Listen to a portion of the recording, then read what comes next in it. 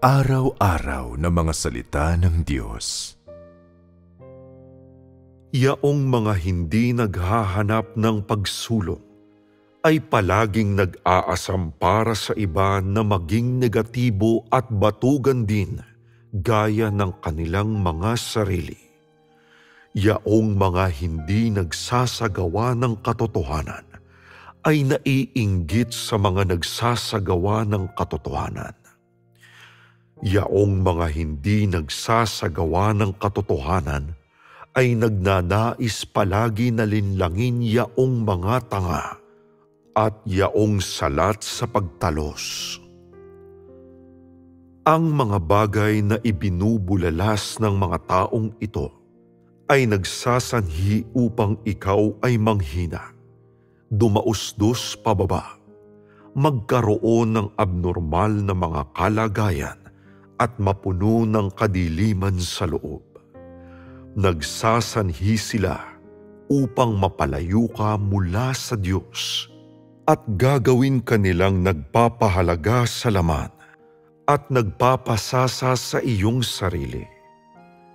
Yaong mga hindi umiibig sa katotohanan na palaging nakikitungo sa Diyos nang wala sa loob ay mga walang kaalaman sa sarili at inaakit ng kanilang mga disposisyon ang mga tao tungo sa paggawa ng mga kasalanan at pagsuway sa Diyos.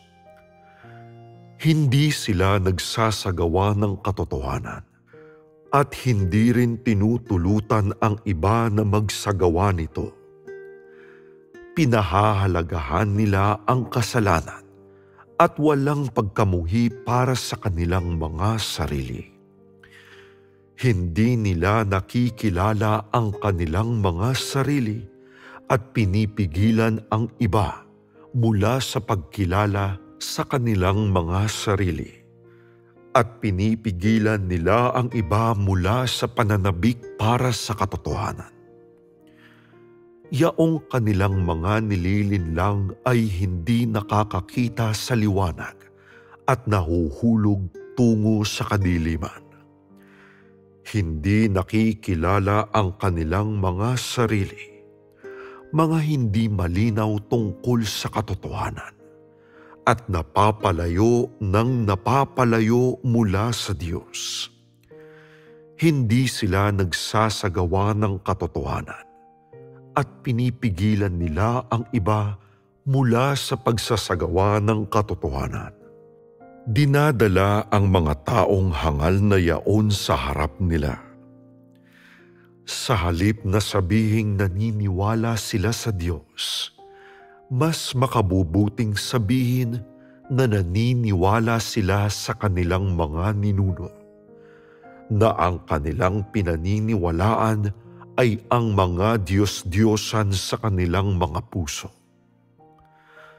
Pinakamabuti para sa mga taong yaon na nagsasabing sumusunod sila sa Diyos, na buksan ang kanilang mga mata at tingnang mabuti upang makita kung sino talaga ang pinaniniwalaan nila. Ang Diyos ba talaga ang iyong pinaniniwalaan o si Satanas? Kung nalalaman mo na hindi ang Diyos ang iyong pinaniniwalaan, kundi ang iyong sariling mga Diyos-Diyosan, kung gayon, pinakamabuting huwag sabihing ikaw ay isang mananampalataya. Kung talagang hindi mo alam kung sino ang iyong pinaniniwalaan, kung gayon, uli, pinakamabuting huwag sabihing ikaw ay isang mananampalataya. Ang sabihin yaon ay magiging kalapastanganan. Walang sino man ang pumipilit sa iyo na maniwala sa Diyos. Huwag sabihin na kayo ay naniniwala sa akin, sapagkat sapat na ang mga salitang yaon na aking narinig matagal na panahon na ang nakararaan, at ayaw kong marinig ulit ang mga iyan. sapagkat ang inyong pinaniniwalaan ay ang mga Diyos-Diyosan sa inyong mga puso at ang lokal na mga tampalasang ahas sa gitna ninyo. Yaong mga umiiling kapag naririnig nila ang katotohanan, nangumingiti ng maluwang kapag naririnig nila ang usapan tungkol sa kamatayan ay mga lahi ni Satanas, at ang mga iyon ay mga bagay lahat na aalisin. Umiiral sa iglesia ang maraming tao na walang pagtalos. Kapag ang isang mapanlinlang na bagay ay nangyayari, naninindigan lamang sila sa panig ni Satanas. At kapag tinawag sila ng mga sunod-sunuran kay Satanas, ay nadarama pa nila na masyado silang minamasama. At maaaring sabihin ng isa na wala silang pagtalos, ngunit palagi silang naninindigan sa panig ng walang katotohanan. Hindi pa nagkaroon ng kahit isang alanganing pagkakataon na sila'y nanindigan sa panig ng katotohanan. Wala kahit isang pagkakataon nang sila'y nanindigan at nakipagtalo para sa katotohanan. Kaya wala ba talaga silang pagtalos? Bakit palagi silang naninindigan sa panig ni Satanas? Bakit hindi sila kailanman nagsasabi ng isang salita na makatarungan o makatuwiran para sa katotohanan?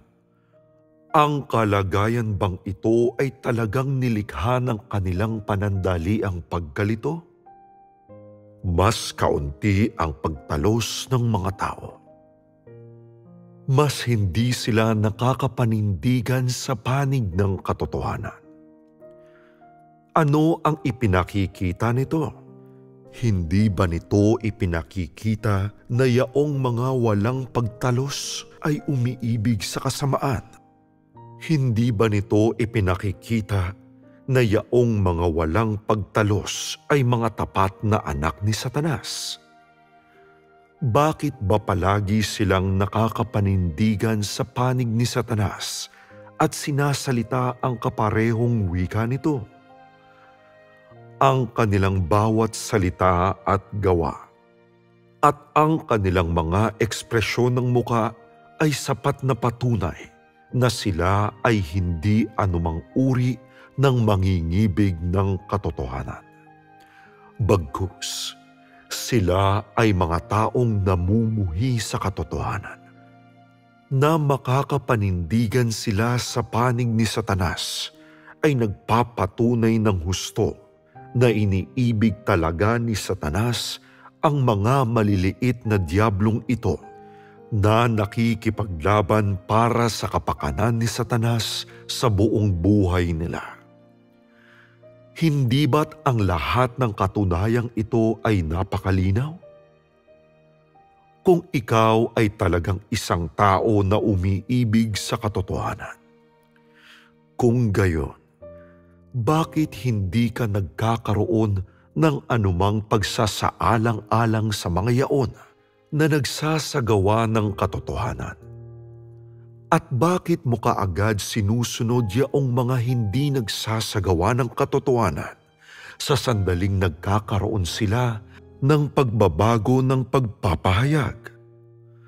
Anong uri ng suliranin ito? Wala akong pakialam kung mayroon ka mang pagtalos o wala. Wala akong pakialam kung gaano mang kalaking halaga ang iyong naibabayad.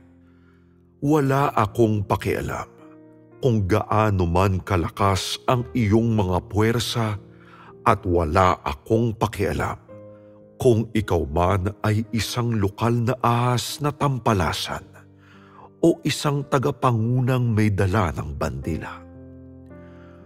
Kung ang iyong mga puwersa ay malakas, kung gayon, iyon ay sa tulong lamang ng lakas ni Satanas.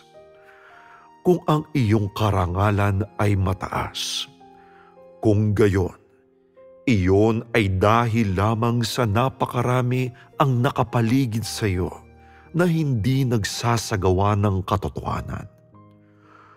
Kung hindi ka pa naititiwalag, kung gayon, iyon ay dahil hindi ngayon ang panahon ng gawaing pagtitiwalag.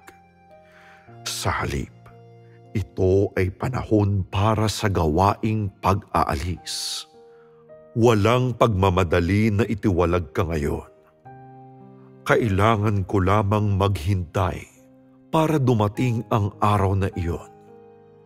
Pagkatapos mong naalis upang parusahan ka, sino mang hindi nagsasagawa ng katotohanan ay maaalis.